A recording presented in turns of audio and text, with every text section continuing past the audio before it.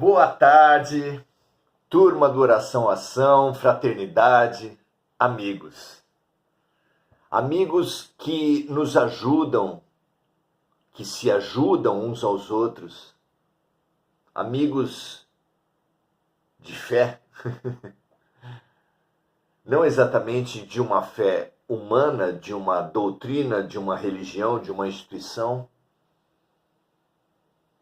mas desse sentimento que nos dá força, firmeza, lucidez e coragem. Essa fé raciocinada, que não é apenas o espiritismo. Certamente os melhores momentos do catolicismo, do protestantismo, são fé raciocinada. Os melhores momentos mais lúcidos do budismo, do hinduísmo, são fé raciocinada. E os melhores momentos do ateísmo, eu também considero fé raciocinada. Porque a crítica às instituições religiosas, o antirreligiosismo, é uma forma de fé. É uma forma de diferenciar o que é dos homens e o que é da luz. Jesus disse: dai a César o que é de César e a Deus o que é de Deus. Isso serve para todo lugar e toda criatura. Porque toda criatura tem o ego, que é criado pela sua história, que é a junção das mágoas, culpas, medos, preconceitos. E o self, o Deus em nós, o homem novo, o eu maior. A essência.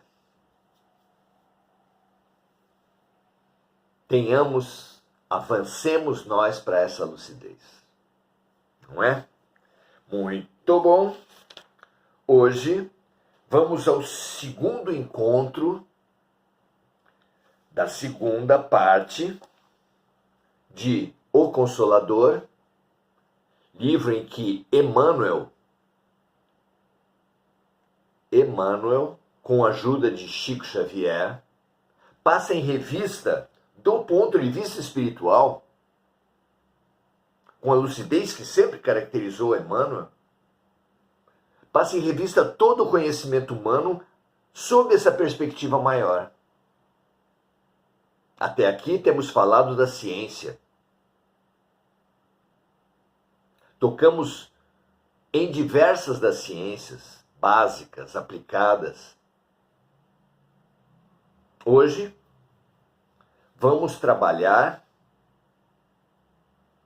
quer dizer, desde o nosso último encontro, começamos a trabalhar a filosofia, a rever a filosofia do ponto de vista espiritual, a ver a contribuição que a perspectiva espiritual traz para as questões da filosofia.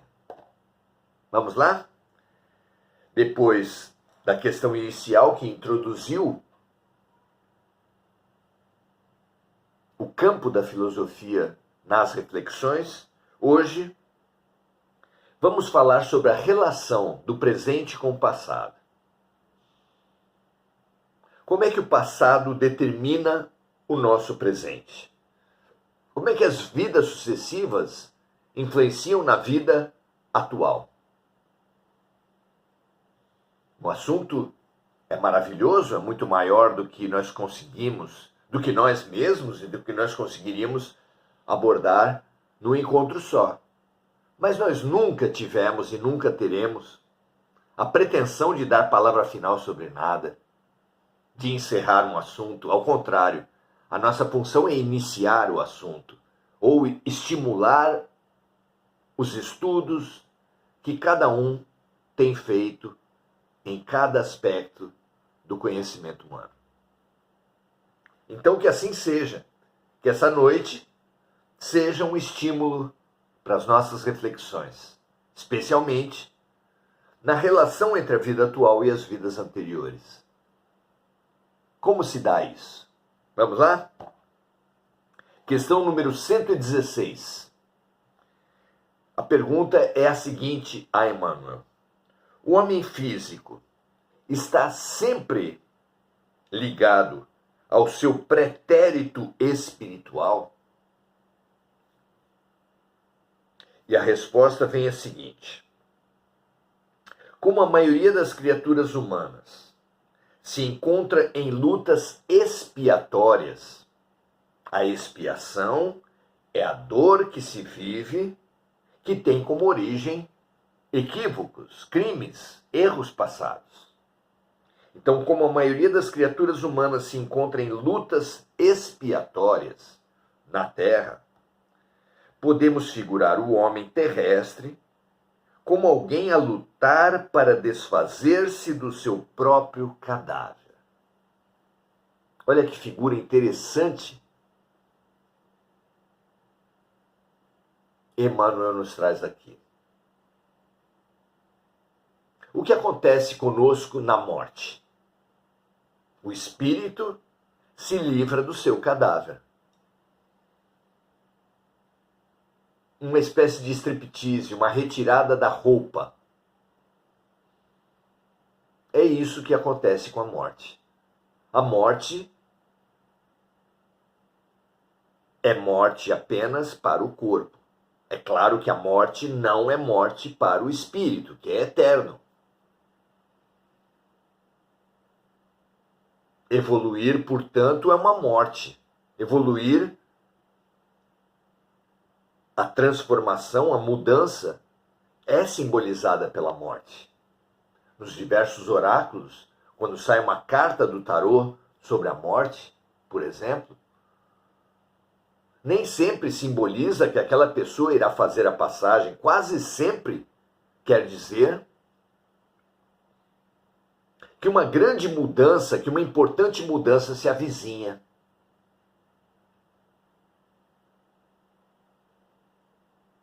De alguma forma, esse poderoso medo da morte que direciona tanto as nossas vidas é um medo de mudar, é um medo de realizar-se, é um medo de ser. Isso é muito interessante pensar assim.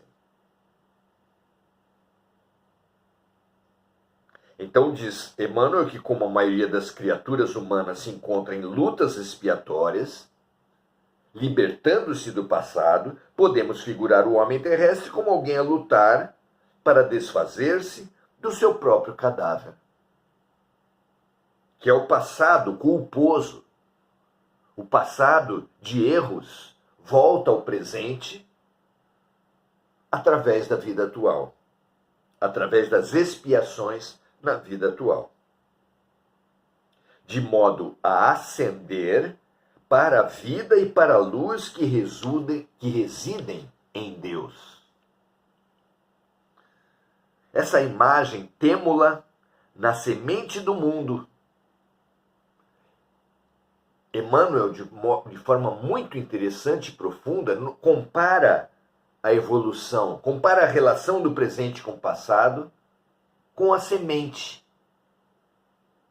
que para desenvolver o embrião cheio de vitalidade e beleza, assim como a semente possui um embrião poderoso, cheio de vida, nós possuímos o Deus na nossa essência, que é todo poderoso. Então, nós, assim como a semente, que para desenvolver o embrião cheio da vitalidade e beleza, necessita do temporário estacionamento no seio lodoso da terra,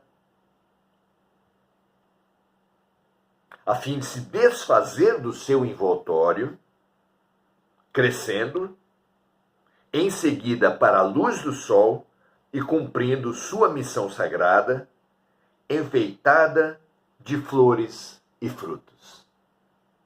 É uma linda comparação. Efetivamente, é o que acontece com a criatura humana. Nós também precisamos nos libertar da nossa casca quebrar a nossa dormência e libertar da nossa casca o ego, o homem velho, o eu menor, a aparência, conforme as palavras apontadas pela filosofia, pela psicologia, psicanálise, pelo budismo, por Paulo de Tarso. Diferentes doutrinas falam desses dois eus que existem em nós, situando a evolução como essa passagem do homem velho ao homem novo, do eu menor ao eu maior, do ego ao self, da aparência à essência. Vislumbrar essa verdade, pesquisar essa verdade no mundo, nos outros e, acima de tudo, em nós mesmos, é fundamental para o nosso processo evolutivo. Então, assim como a semente precisa cair na terra para, apodrecendo a sua casca, fazer brotar o seu cerne de vitalidade, nós também precisamos encarnar na terra para apodrecer, para nos libertarmos do homem velho, da nossa casca, que precisa apodrecer para que o cerne desenvolva-se para a luz. É uma figura maravilhosa, você não acha? Pergunta 117. A inteligência, julgada pelo padrão humano, será a súmula de várias experiências do espírito sobre a Terra? Será que a nossa inteligência é uma espécie de resumo das vidas, das atividades, das capacidades desenvolvidas em vidas anteriores? Vejamos a resposta. Os valores intelectivos representam a soma de muitas experiências em várias vidas do espírito no plano material. Que revelação preciosa, que chave, que responde desafios dos quais a ciência foge. Como a ciência do comportamento, com todos os seus maravilhosos avanços, como ela explicaria, se enfrentasse, a questão dos talentos precoces para os quais nada se fez nessa vida? Crianças que são colocadas pela primeira vez em tenra idade na frente de um piano e tocam. Como explicar que Mozart tenha composto a sua primeira sinfonia aos 6 anos de idade? E assim, artistas plásticos precoces, assim como doenças, limitações extremas, que às vezes acontecem antes mesmo do nascimento. São terríveis os quadros de recém-nascidos que têm síndrome de abstinência de drogas, porque já foram viciados na barriga de suas mães durante a gravidez. Haveria justiça divina? Alguns cientistas se apegam ao materialismo. Não há justiça, não há lógica, é o acaso, é o azar. Aquela criança deu o azar de ter uma mãe viciada e sem força para se afastar do vício, pelo menos durante a gravidez. É claro que o azar e o acaso são opostos à ordem, à justiça, a Deus. A lógica nessas posições, há lógica. O que não há lógica é acreditarmos em sorte e azar, é acreditarmos no acaso, dizendo acreditar em Deus. Aí não há como. Não é? Quem idolatra a matéria e acredita no acaso, no azar, tem uma estrutura de pensamento lógico, que é preciso respeitar, que é preciso compreender e dialogar. Mas tanto ateus materialistas quanto religiosos espiritualistas, reencarnacionistas, porque só assim conseguimos nos reconciliar com a ideia de Deus, precisamos denunciar aqueles que querem atender a dois senhores, como diz Jesus. Querem acender uma vela a Deus e outra ao demônio, como diz o dito popular. Não há lógica, não há como conviver com o acaso, com o azar e com Deus. Precisamos questionar nossas crenças. É hora de nos transformar, é hora de nos rever, claro. Então, os valores intelectivos representam a soma das muitas experiências em várias vidas do espírito no plano material. Fica claro que aquele talento precoce para o qual nada se fez nessa vida é uma rememoração de vidas passadas. É claro, então, que as limitações extremas vividas por algumas crianças desde antes do nascimento trata-se das consequências de infelicidades, de equívocos, de crimes cometidos em vidas anteriores que retornam para a pessoa como as consequências retornam para quem mobilizou certas causas.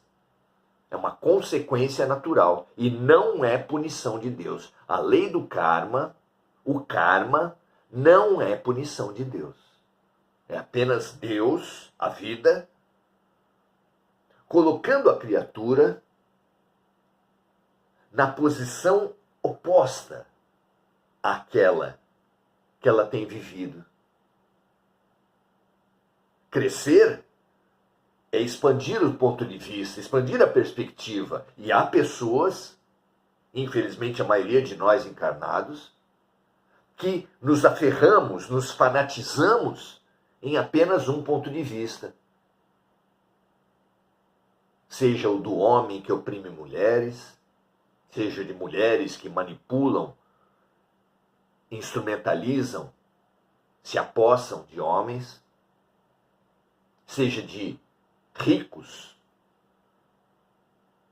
que exploram pobres, seja de pobres que roubam ricos, seja de judeus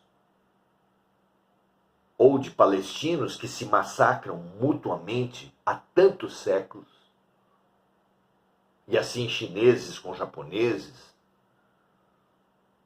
e assim inúmeras rivalidades absurdas, às vezes dentro das próprias nações, como o País Basco e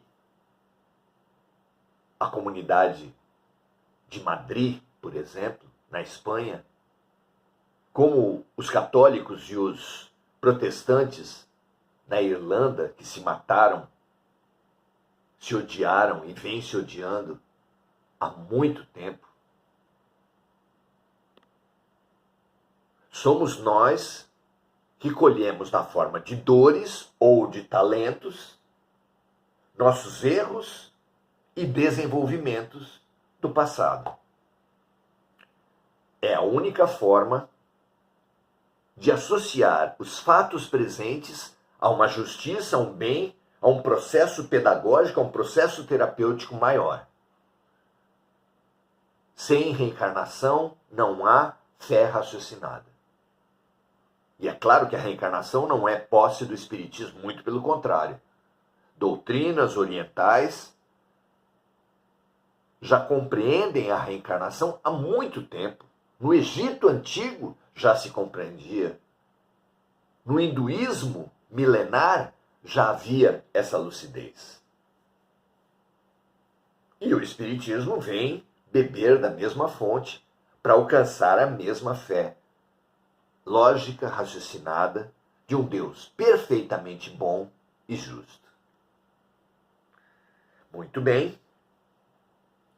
Continua Emmanuel falando o seguinte: uma inteligência profunda significa um imenso acervo de lutas planetárias. Claro, uma alma madura viveu certamente muitas vezes e uma inteligência profunda também. Atingida essa posição, se o homem guarda consigo uma expressão idêntica de progresso espiritual pelo sentimento, então estará apto a elevar-se a novas esferas do infinito para a conquista da sua perfeição. Essa imagem Emmanuel possui e vai desenvolver no decorrer desse livro, que a inteligência profunda associada ao progresso espiritual pelo sentimento, as duas capacidades são duas asas que nos elevarão ao reino dos céus. Uma imagem também muito poética e muito verdadeira, muito profunda.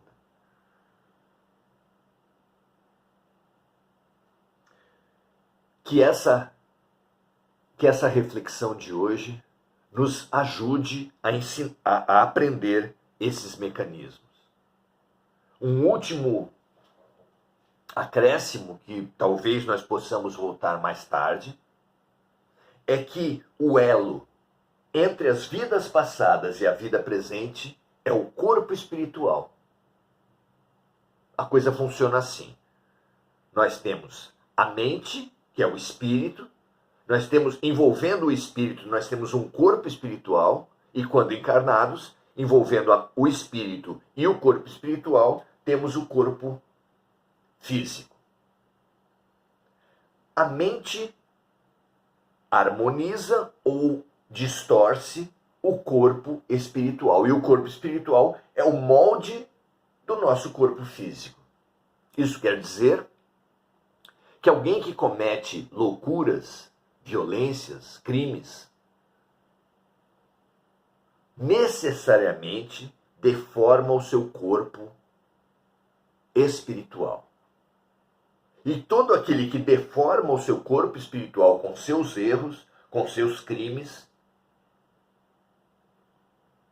irá, mais cedo ou mais tarde, na própria vida em que deformou ou na vida seguinte, transmitir essas desarmonias que vieram da mente e foram para o corpo espiritual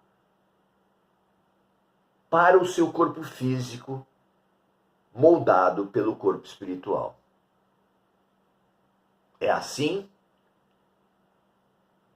que uma pessoa que usou muito mal a inteligência, intoxicando e deformando os seus chakras superiores, as suas energias, os seus órgãos espirituais, do corpo espiritual, transmitirá essas distorções, essas desarmonias ao seu corpo físico, podendo, por exemplo, reencarnar na forma de uma criança com doenças mentais, paralisias cerebrais, por exemplo, entre diversas outras doenças e limitações mentais. Mas poderá, na própria encarnação em que foi utilizando mal a sua inteligência, sofrer de doenças neurológicas, doenças ligadas ao cérebro, por autoenvenenamento, sempre por autoenvenenamento. Todas as doenças, infelicidades, acidentes aparentemente vindos do azar, do acaso, foram atraídos para nossas vidas por nossos atos, por nossos equívocos, de outras vidas ou da própria vida em que vivemos. Essa compreensão abre nosso entendimento da vida. Veja se serve para você, que sirva para todos nós. Que a humanidade toda resgate a sua capacidade de crer numa justiça perfeita, de crer na bondade que preside tudo que existe, compreendendo a lógica das vidas sucessivas, da lei de ação e reação ao longo da eternidade, reconciliando-se com a vida, reconciliando-se com o bem, com o amor, reconciliando-se com Deus. Paz e bem a todos. Vamos saudar os amigos que estão conosco aqui. Enir Cajazeira, que assim seja, graças a Deus. Avelino Carvalho dando o seu boa noite. Adelaide Dias dando o seu boa noite. Mônica Silva, lembrando de amigos encarnados e desencarnados, que essa nossa luz transborde desse nosso espaço para todos os necessitados, inclusive nós mesmos. Mônica também vibrando pela paz mundial e pelas vítimas dos desastres climáticos no mundo, dando o seu boa noite, assim como Andréa Salvatore e Enir Cajazeira.